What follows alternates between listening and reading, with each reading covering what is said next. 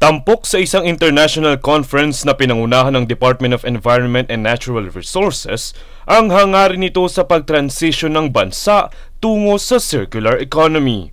Kasama sa advokasiyang ito ang ibang eksperto sa iba't ibang bansa na siyang nagbahagi ng kani-kanilang pamamaraan sa pagpapairal ng circular economy. Ang konsepto ng circular economy ay itinatama ang prinsipyo ng mga consumer at producer na make, take, dispose, kung saan imbes na maging patapon ang mga materyales ay hahanapan ito ng paraan na magamit muli.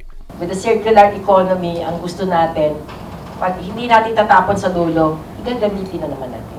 There are already initiatives on circular economy. The Solid Waste Management Act supports the EPR recently issued.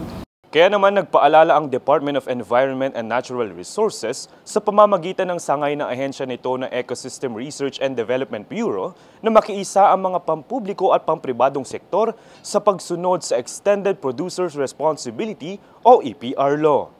Ayon sa EPR law, ang mga businesses at industries ay legal na inoobliga na bawasan ang kanilang waste disposal. Paglilinaw ng Solid Waste Management and Local Government Unit Concerns, ang pamilyar na reuse, reduce, recycle o 3Rs ay nakatuon lamang sa mga consumer.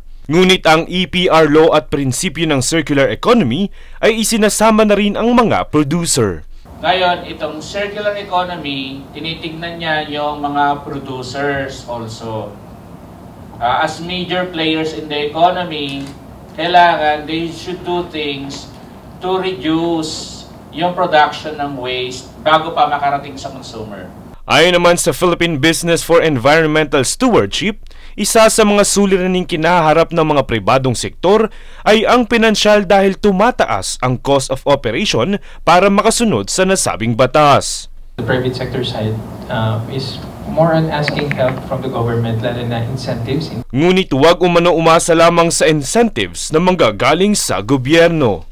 We should not only look at incentives, but the businesses themselves, tanggapin na nila, mag-paradigm shift na tayo, na you should include into the cost of the business, the protection and conservation of the environment. Samantala para naman sa barangay level, nararapat na gumawa sila ng kani-kanilang programa na pasok sa EPR law dahil magkakaiba ang mga kondisyon at kalagayan ng mga barangay. Francis Riudique, nag-uulat para sa One Media Network.